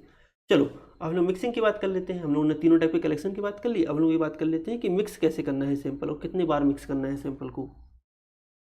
अब देखो, जो ट्यूब होती है हर ट्यूब के हिसाब से अपना अपना है। साइटेड ट्यूब को, जो लाइट ब्लू ट्यूब में रहती है, उसको 3 से 4 बार मिक्स करना है, उसमें लिक्विड रीजेंट रहता है क्योंकि, ठीक है, तो अच्छे तरीके से मिक्स हो जाता है, ज़्यादा मिक्स करने की जरूरत नहीं पड़ती, नहीं तो फिर हीमोलाइज भी हो सकता है सैंपल, है ना। जो सीरम होता है जिसमें कि हमारा क्लॉट एक्टिवेटर डले हुए हैं, उसको हमको 5 बार मिक्स करना है प्रॉपर तरीके से, ठीक है। और क्लॉट होने के लिए हमको लगभग 30 मिनट का टाइम देना है, उसके बाद सेंट्रीफ्यूज करना है। नहीं तो पहले सेंट्रीफ्यूज कर लेंगे, हो सकता है कि क्लॉट ना हो, फिर हीमोलाइज हो जाए सैंपल, या फिर प्लाज्मा क्लॉट वगैरह बन जाए। तो वो सब चीज़ों को अवॉइड करने के लिए हम लोग 30 मिनट इंतजार करेंगे, उसके बाद सेंट्रीफ्यूज करेंगे। हेपेरिन जो होता है उसको 8 से 10 बार हम लोग प्रॉपर तरीके से मिक्स करते हैं। ईडीटी को भी 8 से 10 बार मिक्स करते हैं हम लोग यहाँ पे। फ्लोराइड को भी 8 से 10 बार मिक्स करते हैं हम लोग यहाँ पे, है ना। तो ये चीज़ें हमको ये नंबर से याद रखने हैं। और कैसे मिक्स करते हैं, यहाँ पे हमको एक ट्यूब बनी हुई है जो कि मिक्स करके दिखा रही है। तो इसे देख सकते हैं, धीरे धीरे मिक्स करना है, बहुत रैपिडली नहीं करना है, नहीं तो हीमोलाइज हो जाएगा, ठीक है। तो धीरे धीरे 8 से 10 बार हमको मिक्स करना है इनमें। तो ये हमारी मिक्सिंग की बात हो गई। देन हम लोग को चीज़ें ध्यान रखनी है, क्या प्रिकॉशन रखनी है, जो कि प्रैक्टिकल लाइफ में या पेशेंट सेफ्टी को देखते हुए हमको यहाँ पे करनी पड़ती हैं। पहला तो हैंड हाइजीन और पीपीई मेंटेन करना है। पीपीई का फुल फॉर्म होता है पर्सनल प्रोटेक्टिव इक्विपमेंट्स, ठीक है। तो हम लोग को सबसे पहले प्रॉपर हाथ धुलने हैं अपने, ठीक है, और उसके बाद ग्लव्स पहनना है हमको, मास्क की ज़रूरत है, मास्क लगाना है हमको। तो जो जो ये सारी ज़रूरत है हमको पर्सनल खुद को प्रोटेक्शन करने के लिए जिन चीज़ों की ज़रूरत है, ग्लव्स वगैरह की, ठीक है, वो सब चीज़ें हमको पहननी है।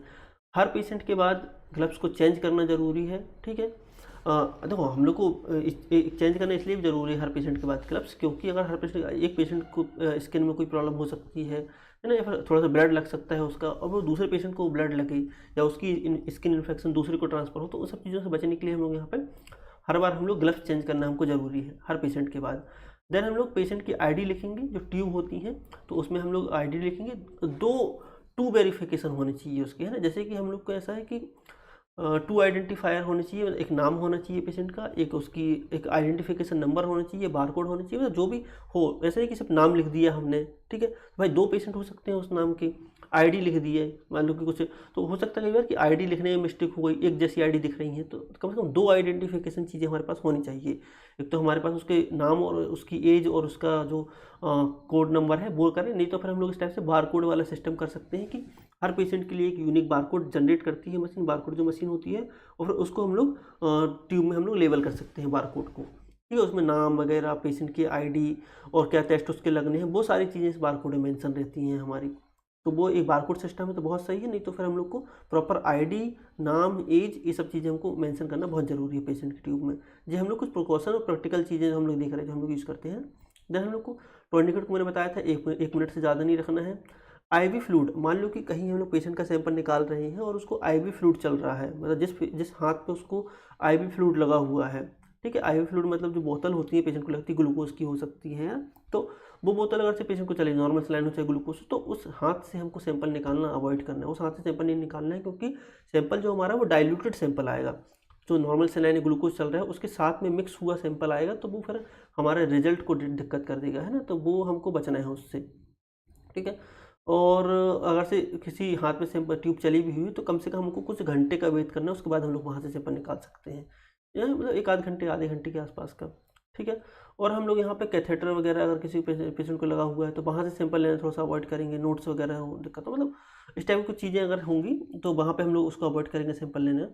देन हम लोग अगर से निडल का चॉइस हम लोग प्रॉपर तरीके से करेंगे, कौन सी निडल वगैरह हमको मतलब कौन सी निडल हम लोग यूज़ करनी है। जब बच्चे हैं तो उसके बटरफ्लाई निडल यूज़ करेंगे 25 गेज की, थोड़ा सा अडल्ट है तो हम लोग उसको 21 से 23 गेज की निडल यूज़ कर सकते हैं। तो निडल चॉइस भी हमारी सही होनी चाहिए। लेवलिंग हमको तुरंत करनी है, सैंपल कलेक्शन के पहले भी कर सकते हैं और बाद भी कर सकते हैं, लेकिन हमको लेवल तुरंत करना है। अगर हम लोग हॉस्पिटल में हैं तो जहाँ पे पेशेंट है वहीं पे तुरंत लेवल करो उसके सामने ही प्रॉपर तरीके से, ठीक है। और जो ट्यूब वगैरह है तो ट्यूब हमको ध्यान नहीं रखनी है कि कौन सी ट्यूब में हम लोग सैंपल ले रहे हैं ना, गलत ट्यूब में सैंपल नहीं लेना है ना, तो टेस्ट पर हमारा लग ही नहीं पाएगा। ट्रांसपोर्टेशन में ध्यान रखना है कि हमको टाइमली ट्रांसपोर्ट करना है, आइस पैक में ट्रांसपोर्ट करना है। और जो शार्प डिस्पोजल्स वगैरह होते हैं, निडल्स वगैरह होती है, जो शार्प ऐसे कंटेनर्स वगैरह हमारे आते हैं ना, जिसमें हम लोग निडल उसमें रखते हैं, क्योंकि वो एक बार ही क्लोज होकर के बंद होकर चला जाता है हमारा। कॉम्प्लिकेशंस की बात करें, क्या क्या दिक्कत हो सकती है सैंपल निकालते टाइम या फिर सैंपल लेने के बाद, तो उनके बारे में एक बार बात करना जरूरी है। सैंपल हीमोलाइज हो सकता है। हीमोलाइज कब हो सकता है? हीमोलाइज तब हो सकता है जब हम लोगों ने फोर्सफुली सैंपल निकाला, ज़बरदस्ती हम लोगों ने बहुत स्पीड से प्लंजर पीछे खींच लिया हो, जब हम लोग निडल से सैंपल निकाल रहे हैं तो, ठीक है। जो हमारा गेज है जो निडल का वो छोटा हो, मतलब क्या है, हमको सैंपल के लिए हम 25 गेज का हम लोग निडल यूज़ की और बहुत स्पीड से सैंपल निकालिए, तो वहाँ पे क्या है कि आरबीसी हीमोलाइज हो जाती हैं हमारी, ठीक है। बहुत ज़्यादा मिक्स कर दिया, मतलब प्रॉपर जो हमको मिक्स करने के लिए धीरे से मिक्स करना पड़ता है, वो बहुत ज़्यादा मिक्स कर दिया हमने, टोर्निकेट बहुत देर तक बांध दिया, तो इससे बहुत सारी चीज़ें हो सकती हैं, है ना। अगर हम लोग सैंपल ट्रांसपोर्ट कर रहे हैं तो भाई टेम्परेचर बढ़ गया हमारे सैंपल में, तो ये सब चीज़ें अगर होंगी तो क्या होगा कि सैंपल हमारे हीमोलाइज हो जाएगा, ठीक है। हीमोलाइज हो जाएगा तो क्या हो सकता है, वो पेशेंट का पोटेशियम लेवल बढ़ सकता है, LDH, AST, इन सब की वैल्यूज जो है हमारी इफेक्ट करती हैं हमारी सैंपल को, अगर सैंपल हीमोलाइज हमारा हो जाता है तो। बचने का क्या तरीका है? प्रॉपर गेज का निडल यूज़ करें, आराम से सैंपल निकालें और उसको प्रॉपर प्रॉपर जब हम लोग उसको ट्रांसपोर्ट कर रहे हैं तो प्रॉपर तरीके से ट्रांसपोर्ट करें, अच्छे से मिक्स करें, धीरे से, मतलब है ना, 8 से 10 बार मिक्स कर रहे हैं तो ये हीमोलाइज हमारे जो कॉम्प्लिकेशन होता है उसके बारे में बात हो गई। देन हम लोग हीमोटोमा की बात कर लेते हैं। तो हीमोटोमा क्या होता है? जो यहाँ पे देखो, ये मार्क दिख रहा है ब्लैक कलर का, जब हम लोग सैंपल निकाल रहे होते हैं, ठीक है, तो उस टाइम पे अगर से हमारा जो है प्रॉपर एंगल सही नहीं बना, बैन के इस पार से उस पार चली गई निडल, मतलब बैन तो हमारी, ये हम समझ के चलें कि बैन हमारी एक ट्यूब है, मतलब जैसे हम लोग ट्यूब यूज़ करते हैं वाटर सप्लाई के लिए, जैसे पानी फ्लो हो रहा है, तो वैसी जो जो हमारी बैन है वो एक टाइप की ट्यूब है जहाँ से ब्लड निकल रहा है, ठीक है। अगर हम लोगों ने प्रॉपर तरीके से उस पर निडल पैक नहीं करी, ट्यूब के आर पार निडल चली गई या पहले ही चली गई, बहुत सारी कॉम्प्लिकेशंस इनके हो सकते हैं। तो उस टाइम पे अगर ब्लड अंदर फ्लो हो गया, मतलब कि अगर से ब्लड वहीं पे फ्लो हो गया, अगर से जो हमारी बैन है उससे बाहर निकल कर के और उस जगह में अगर ब्लड फ्लो हमारा हो गया, ठीक है, तो फिर हमको ऐसे रेड कलर के निशान दिखाई देते हैं। हो सकता है पेशेंट को एंटीकोगुलेंट थेरेपी वगैरह चल रही हो, ठीक है, तो अगर एंटीकोगुलेंट थेरेपी चल रही है पेशेंट को तो उसका ब्लड ही बहुत जल्दी क्लॉट नहीं होता है। या फिर पेशेंट ने क्या किया कि हमने उसको बोला कि भाई हमने तुम्हारा सैंपल निकाला है, तुम इस काम करो, एक कॉटन स्वैप को बस प्रेस करके रखो 5 से 10 मिनट, लेकिन उसने भाई सोचा कि यार डॉक्टर तो पहले इंजेक्शन लगाते हैं तो उसको मलना पड़ता है प्रॉपर तरीके से। अगर धोखे से पेशेंट ने यहाँ पे कॉटन स्वैप के साथ यहाँ पे अगर यहाँ पे मल लिया पेशेंट ने, यहाँ प्रॉपर तरीके से सेक कर लिया इसको, तो जो ब्लड है वो आसपास फैल सकता है बॉडी के अंदर। तो फिर जो ब्लड फैला रहेगा वो फर्दर पहले तो रेड होगा, रेड होने के बाद वो धीरे धीरे ब्लैक हो जाएगा, और ब्लैक और नीला हमको इस टाइप का निशान दिखाई देगा, ठीक है। तो ये हमारा हेमाटोमा कहलाता है। क्यों हो रहा है? निडल का पोस्चर सही नहीं है, प्रॉपर तरीके से बैन में प्रॉपर तरीके से हमने प्रेक नहीं किया है, ठीक है, निकालते टाइम हमारा प्रॉपर सही नहीं है, एंटीकोगुलेंट थेरेपी चल रही, तो इस सब कंडीशन में हमारा हीमोटोमा हमको देखने के लिए मिल सकता है। बचने के क्या उपाय हैं हमको यहाँ पे? तो प्रॉपर टेक्निक यूज़ करें, 2 से 5 मिनट जैसे हमने बोला है कि वैसे हमको दबा के रखें हम लोग यहाँ पे, ठीक है। और क्या है कि मल्टीपल पंचर्स ना हो हमारे, मतलब एक ही जगह पे, यहाँ पे फिर यहाँ पे बहुत सारी जगह पंचर ना कर दें हम बेंच को, है ना। तो उन सब चीज़ों से हमको बचना है, जिससे कि हम यहाँ पे हीमोटोमा होने से हम बचा सकते हैं पेशेंट को, ठीक है। सिंकोप्स का होता है या फिर फेंटिंग क्या होती है उसके बारे में बात कर लेते हैं। कि जैसे कोई पेशेंट जो होते हैं, सैंपल हम उनको खून निकाल रहे होते हैं तो उनको बहुत सारा पसीना आने लगता है एकदम से, है ना, उसको चक्कर आने लगते हैं, घबराहट अंदर से होने लगती है। तो ये सब चीज़ें जो है ये हमको फेंटिंग के हमको जो है सिम्टम्स है। तो अगर कभी भी ऐसा होता है तो हमको खून नहीं निकालना है फिर उस पेशेंट का ना, ब्लड कलेक्शन नहीं करना है उसका, तुरंत प्रोसीजर को रोक देना है हमको, पेशेंट को लिटाना है ज़मीन पे या फिर बेड पे, काउच पे, कहीं पे भी जो पॉसिबल हो सके। पैर को थोड़ा सा एलिवेट करना है, ऊपर करना है थोड़ा सा पैरों को, है ना, जिससे कि जो ज़्यादा से ज़्यादा ब्लड सप्लाई है वो हमारे सिर के तरफ हो सके हमारे, है ना, क्योंकि जब ब्लड फ्लो कम होता है सिर की तरफ तो भी ऐसी चीज़ें हो सकती हैं। तो हमारे सिर की तरफ ज़्यादा से ज़्यादा ब्लड फ्लो हो तो हम पैर को थोड़ा सा ऊँचा कर देंगे, ठीक है। कपड़े उसने टाइट पहने होंगे तो उनको थोड़ा सा हम लोग लूज़ कर देंगे कपड़ों को। मॉनिटर करेंगे उसके वाइटल्स की, आँखें, बीपी, ईपी, सब चीज़ें नॉर्मल है कि नहीं है, कोई दिक्कत तो नहीं हो रही है, ठीक है। कुछ थोड़ा टाइम उसको कुछ पानी पिलाएंगे, थोड़ा सा कुछ खाने के लिए देंगे, और जब सब कुछ सही हो जाएगा तो उसके बाद सैंपल निकालेंगे, है ना। वो भी अगर वो कंफर्टेबल है तो, नहीं तो फिर बाद में कभी सैंपल निकालेंगे उसका। ओपीडी पेशेंट है अपने पास तो ये सब चीज़ें हमको ध्यान रखनी है। देन हम लोग को इन्फेक्शंस भी हो सकते हैं ना, अगर प्रॉपर तरीके से हम लोगों ने वो हम लोगों ने एसेप्टिक प्रोसीजर नहीं किया है, अल्कोहल से प्रॉपर तरीके से साफ़ नहीं किया है, तो जो उसकी स्किन के ऊपर लगे हुए बैक्टीरिया हैं, वायरस हैं, वो अंदर जा सकते हैं। जैसे हम लोग निडल प्रिक करेंगे तो निडल के थ्रू वो अंदर जा सकते हैं, है ना। तो उससे बचने के लिए प्रॉपर हमको एल्कोहल से साफ़ करना पड़ता है। तो एसेप्टिक प्रोसीजर टेक्निक जो है बहुत ज़रूरी है परफॉर्म करना, है ना, जब भी हम करते हैं तो। एक हो सकती है कॉम्प्लिकेशन की नर्व इंजरी वगैरह हो सकती है, ठीक है, या फिर बाद में नर्व इंजरी के कारण उसको पेन हो सकता है हाथ पे, ठीक है। इसको अवॉइड करने के लिए हम लोग क्या करेंगे कि ज़्यादा डीप प्रिक न करें, मतलब बहुत ज़्यादा अंदर प्रिक न करें पेशेंट की, नहीं तो वो अंदर हमारी आर्टरीज नर्व्स वगैरह होती हैं, आर्टरी भी होती है, नर्व्स भी हमारे अंदर होती है। तो उससे बचने के लिए हम लोग यहाँ पे ज़्यादा डीप प्रिक न करें। अगर सैंपल नहीं आ रहा है तो दूसरी हाथ से सैंपल निकाल लें, दूसरी साइड चेंज कर लें सैंपल की, ठीक है। तो वो हम लोग कर सकते हैं नर्व इंजरी से बचने के लिए। आर्टरी पंचर में क्या दिक्कत हो सकती है कि इमीडिएट तो अगर से क्या है कि अगर से कोई दिक्कत अगर आ रही है, आर्टरी पंचर हम लोगों ने किया अगर से, या फिर वेन पंचर अगर हम लोगों ने किया अगर से, तो अगर से कोई दिक्कत आ रही है अगर पेशेंट को, ठीक है, तो उसको प्रॉपर तरीके से मॉनिटर करना है उसको कि कोई दिक्कत तो नहीं, मतलब बीपी वगैरह उसको अगर कुछ कम हो रहा है, ठीक है, या फिर प्रेशर वगैरह कुछ प्रॉपर तरीके से नहीं दे पा रहे हैं उसको, तो हमको प्रॉपर सीनियर को बताना है अपने कि भाई सीनियर हमको यह है कि इसमें प्रॉपर तरीके से आ नहीं रहा है सैंपल, या फिर इसको ये दिक्कतें अगर हो रही है, जब भी आर्टरी ब्लड वेन पंचर होता है तो जो भी दिक्कत हो रही है तो हमको अपने सीनियर से कांटेक्ट करना है, बताना है उनको कि यार, और उसके मॉनिटर करना है सारी चीज़ें कि बीपी सही है कि नहीं, उसका दिक्कत तो नहीं जा रही, वो सब चीज़ें हमको मॉनिटर करनी है आर्टरीरियल पंचर या फिर वेन पंचर के टाइम पे। तो ये सब चीज़ें कुछ कॉम्प्लिकेशंस हैं जिनको हम लोग डील कर सकते हैं जब लोग सैंपल निकाल रहे हैं। अब कोई स्पेशल कंडीशन होती है सैंपल निकालते टाइम, वो भी हमको देखनी है यहाँ पे ना। स्पेशल कंडीशन क्या हो सकती है, जैसे कि हमको फास्टिंग सैंपल चाहिए, जैसे कि ग्लूकोज का या फिर लिपिड प्रोफाइल का सैंपल हमको फास्टिंग चाहिए होता है ना, जिसमें हमको 8 से 12 घंटे की फास्टिंग चाहिए होती है, जो भी टेस्ट हमको करना है, ठीक है। तो अब क्या होता है कि क्यों हमको यहाँ पर ज़रूरत पड़ रही है ग्लूकोज में फास्टिंग करने की या लिपिड में फास्टिंग करने की।